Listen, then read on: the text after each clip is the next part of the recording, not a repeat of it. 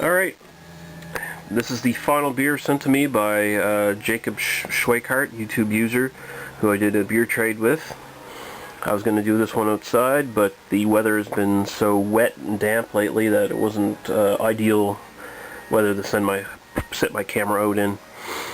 So this is Orval, authentic Trappist ale. Actually the first Trappist ale to be sold nationally through Belgium, apparently. This is from the Brasserie de Orval. Orval gets its name from Valley of Gold, Val d'Or, I believe it is. They switched it around. And they only make this one beer for commercial sale. They do have a Patter's beer, or however you call it, but I don't believe they sell it. I think you can get it at the brewery, but I don't think they sell it, and it sits at like 3.5%. This is 6.2% alcohol by volume. Unlike a lot of other Trappist breweries, Orval is unique. It's almost sort of a style on its own. It's basically a Belgian.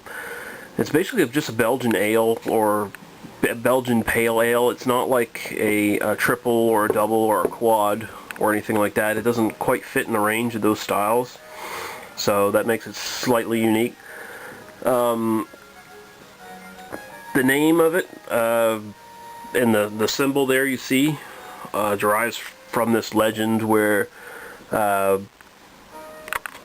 this princess or something along that line, duchess or a princess, the legend says she lost her ring in like it was either a spring or a lake or something of that sort, and she said that if it was returned to her, she would build a monastery or something like that on that spot. And so this trout all of a sudden jumps out with the ring in its mouth and gives it to her, so she's good to her word. And of course the monks filtered in, and they've been there since about 1070, something like that. The current brewery's been there since about 1931, so we're going to get right into the review now. I don't have an authentic Orval glass. This should do. Okay, we're back with Orval. This one here, by the way, it says to have it about 12 to 14 degrees Celsius.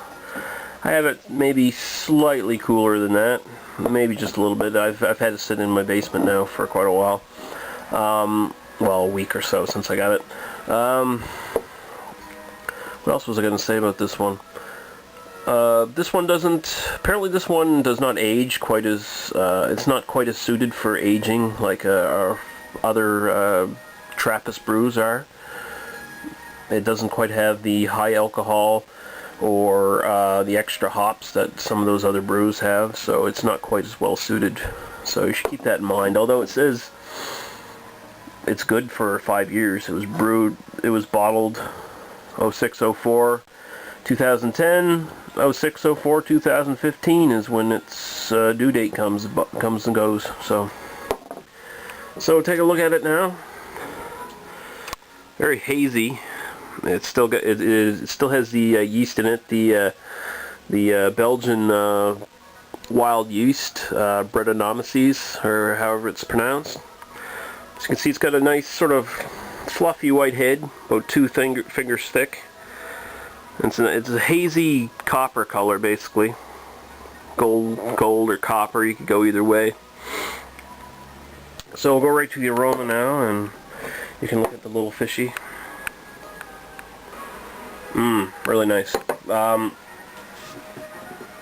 It's a good strong aroma. It's got it definitely has the Belgian yeast coming up. The sweetness of the Belgian yeast comes up very nice and fruity.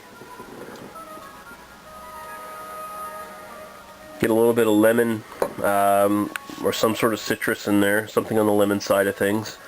Perhaps some apples and pear in there. A little bit of peppery spice. And maybe a little bit of bready malt in there. Definitely a whole bunch of different things sort of going on. It's kind of hard really to pick and choose them all in this short a time for a review. It's one of those ones where you want to sit back and like sort of smell for quite a while and like try to think about what exactly you're picking up there. So we'll go right into the taste now.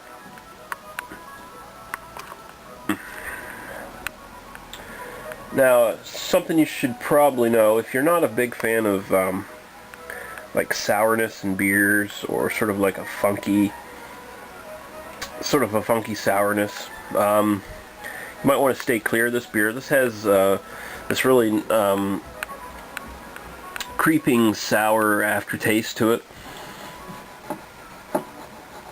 You get the citrus notes. You get like, again, you get like more lighter fruits, like apples or pears or something along those lines. And then you have this sourness and this really nice pepperiness in the finish.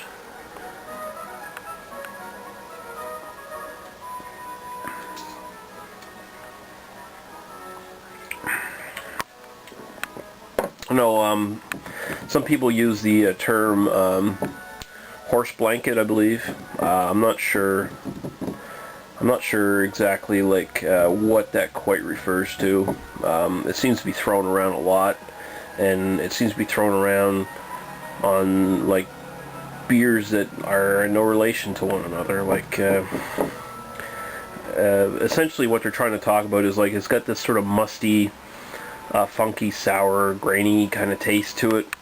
But it's not like skunked. It's not terrible. It's just it's a sour, more unique kind of flavor that most people wouldn't be quite used to. And when they say like horse blanket or hop sack or something like that, they're trying to characterize it as being some sort of like barnyard sort of flavor or smell, something that reminds them of that. And I guess you could probably say that with this one.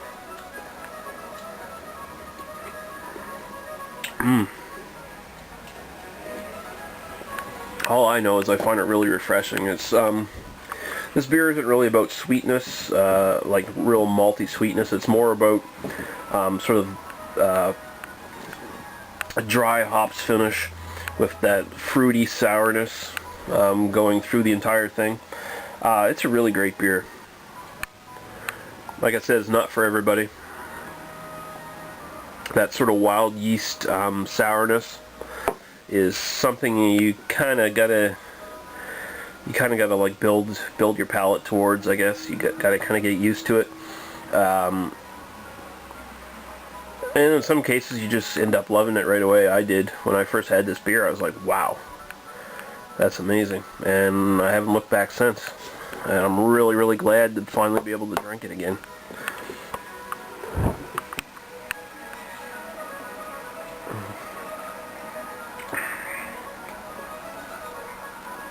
Okay, so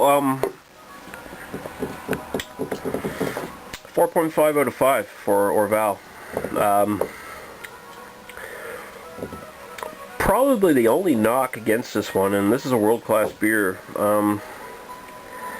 it might not be quite as refreshing as some other beers. Like even Duvel is probably a bit more refreshing. But if you're looking for a complex beer with a lot of nice character and a different taste, something that stands out, Orval's a great choice. For me personally, this is one of those beers that really divides people. Either you really like it or you really hate it, usually. Very few people fall in the middle. It's just sort of liking it. So 4.5 out of 5 for me. Not much you can say that's wrong with this one. So, yeah. If you can get it, try it out. Orval. It's a one of a kind.